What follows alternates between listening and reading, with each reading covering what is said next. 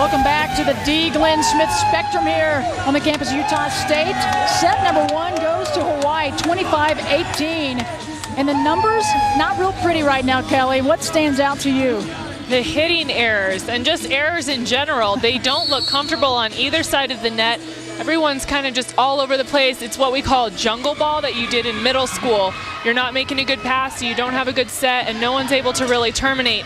Big difference, Hawaii has 16 kills, Utah State has 7. They both really need to just work on their passing here to really make the difference. And for Hawaii, it's typically Kanani Danielson. She has struggled a bit, but they went to this player, Chantil Satelli, and she's hitting .625 here in this first set, so she's been a very bright spot. She is such a high flyer and so good on the right side for Hawaii, and they need that because you can't rely on Kanani Danielson the entire year in every single set. She gets set so many times that it's going to wear and tear on her body. She needs someone else to take some of the responsibility. There were some bright spots for Utah State, though. They hung right in there. What can they do to get back into this one? I think just feed off that excitement that they had in the very beginning of set 1. They looked so good. They had great energy, but they had a pretty calm confidence about them. And I think if they can get back to that state of mind, they'll play better. They did seem relaxed. The serving was there. The blocking game, dead even. Both teams working it up at the net. But 1 or 2 little factors will make the difference in a match like this one. So we will get set for set number 2. And back to serve for Hawaii is Emily Maeda. This is a player that only played 4 matches last year. She's been a pleasant surprise for them coming in this year. Katie Astle, number 7. Didn't really mention her name in set number 1. Utah State finds her here in this one. I love opening up a set with a middle attack. That is huge for the offense because Hawaii, A, is not expecting it, and B, it totally changes their defense and their schemes for what they're going to do against Utah State. That was something you had mentioned as well, Kelly, not mixing things up enough, continually going to the same players over and over again, and immediately Utah State comes out and goes to a player we didn't even mention. And I just love the middle attack. If you can establish that earlier, it just opens up your offense, and granted, they need to have good passing to be able to utilize it, but I think coming forward, they know they need some better passing here. Brittany Hewitt just bloops the serve over, and in the back row was Christine Morrow, keeping it alive for Utah State, but that time it goes out. Point Hawaii. I hear you played at USC, is that right? Kelly's got her fans behind her, ready to go. Number 4 now, Brittany Hewitt serving it up for Hawaii. The tip to Sorensen, the set was off just a bit. Free ball to Hawaii. That was horrible. Wahine! Out of the back row, Liz MacArthur. That was a laser to the back row, and I love seeing that attack out of the back row. MacArthur is just a junior, worked very hard in the offseason on her strength and conditioning. They said it's really paid off. She's jumping so much higher. And how about the freshman, Emily Hartong, number 17? I think Hartong was another pleasant surprise for Hawaii. I don't think they expected her to come in and make a difference like she's doing, but she's tall and she's strong at the net for Hawaii. And Dave Shoji said you just never know how a freshman's going to respond in being a starter. They compare her quite often to Amber Kaufman, the graduate from last year.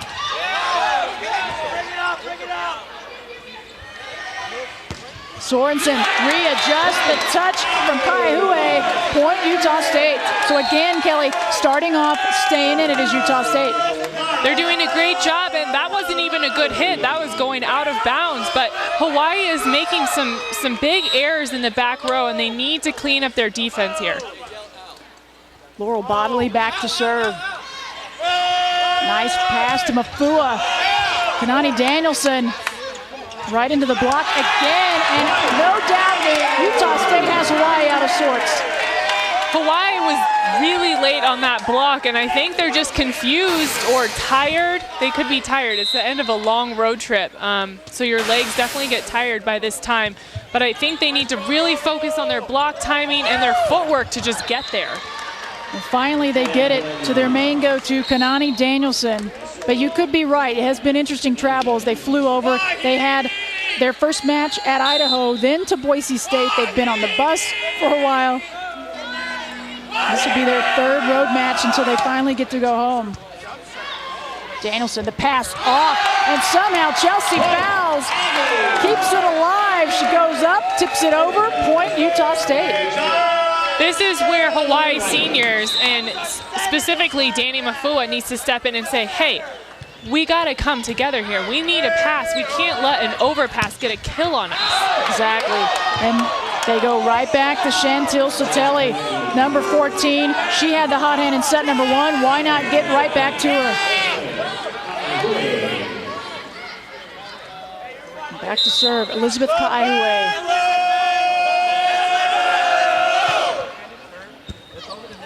Tough serve from Kaiue. Utah State couldn't handle it. Point Hawaii. That one just took a nosedive as soon as it crossed the plane of the net.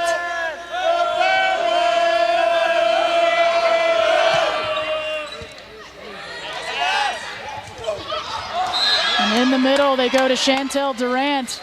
But it comes right back at her. The set off. She didn't quite get there. Point Hawaii. It's a good pass, but Hewitt is such a dominant player in the front row, and you have to attack the ball faster if you want to get past her when she's blocking. Very good point. We really haven't mentioned Brittany Hewitt enough for Hawaii. She leads the nation in blocking. There she is right there, number 4.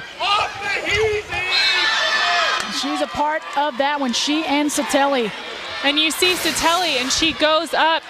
She waits so long, she's able to grab that ball. The best blockers in the country have a very long hang time because they know that if they stay up there long enough, they'll get at least a finger on that ball. She read that one perfectly. MacArthur gets it right back at her. They're going to try it again as she goes at the double block. Mafua out to Weber, and how about that double block from Utah State? Chantel Durant got every bit of that. That is a roof right there. That's not even a block. They did such a good job of going up at the right time. They were together hip to hip. They penetrated as soon as they got over that net and didn't allow any openings.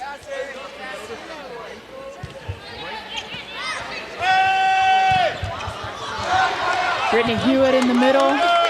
We really haven't mentioned her name much. They haven't worked it around to her. Soteli had to get Hewitt out of the way. Liz MacArthur gets it blocked right back at her. Point Hawaii. And now it looks like Hawaii starting to feel it a little bit. They've relaxed, had a couple of big key blocks from this player right here.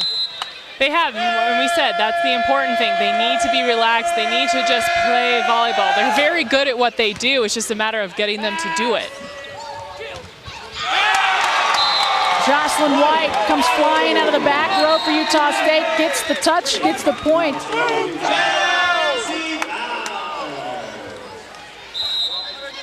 And there's Chelsea Fowles, the senior setter. And you see that air cast on her right leg. She's been nursing a shin injury, foot injury. So they've got her in the air cast. And Hawaii gets it back. Hewitt off of 1 foot again around the back. I love to see that. She's so good at it. The best middles, in my opinion, and from what I've seen over the years, are the ones that are really good behind and in front so that they can mix it up for the rest of their offense. Ada. Katie Astle keeps it alive. It came right back at her. A miss hit leads to a point for Utah State. Astle was right there. Both teams have done very well with their blocking game, and it's really the blocking from either side that's sort of lifted the teams. It has. Defense is so important, and if you can establish a good block in the front row, then that trickles down into the rest of your defense because your libero is able to move to the right spot. They have time to pick up those balls, so that's a huge key to this game. That last point for Hawaii from Chantil Soteli. Net violation against Hawaii and point to Utah State. And it's not these huge things that are affecting Hawaii. It's simple little things, small adjustments that they can make, and it's a lot of lack of focus right now, which is causing these errors. The tip from Danielson gets the point. The set wasn't there for her, but she has such amazing athleticism and hang time, just tips it right over into the opening. I've seen her multiple times go up and just get a kill with her left hand. And I'm wondering, how do you do this? But she's just, you're right, so athletic, and she has such a high volleyball IQ. Two-time All-American, the WAC Player of the Year last year. And she has the Hawaii record in vertical leap at 37 inches. How about jumped that? 37 inches. So that's not Not saying that anything? great. How about this? The block just keeps getting bigger. With Hawaii, they bring in Alexis Forsyth, number 10. And you see the hands go over, keep it in play, point Hawaii. Well, and they see it, and it's almost like they're tracking the ball over the net. They move their hands to make sure it goes in the court. Hawaii, little bit of a run, but Brittany Hewitt finally alive here in set number 2. Hawaii up in this one, 13-9. Tuesday, see ESPNU's latest college football show, The Experts, as host Lowell Galindo and The Experts, David Pollock, Tom Luganbill, Pat Ford, Charles Arbuckle, and Matt Stinchcomb provide unfiltered conversation about the hot topics in college football. The Experts on ESPNU, Tuesday at 1 Eastern. And in case you can't see the live show, you can catch an encore presentation at 7 Eastern. Welcome back here at Utah State. It's Hawaii up here in set 2. They took set number 1. They're up 13-9 in this one. And it's just been a blocking fest from both teams, back and forth. Yeah, but you know the huge difference here is second set, Hawaii hitting 462 with 4 blocks, and Utah State hitting 150 with only 1 block. If Utah State expects to be anywhere close to Hawaii in this match, they have to up their blocking, and they need to lessen their errors offensively. No doubt that blocking has bounced back and forth, but you are right. The hitting percentage has definitely increased for Hawaii. Utah State has to find a way to counter that. And they get the point on this one. And Satelli has been on fire. Chantel Satelli, number 14 for Hawaii. She's really been the story for them.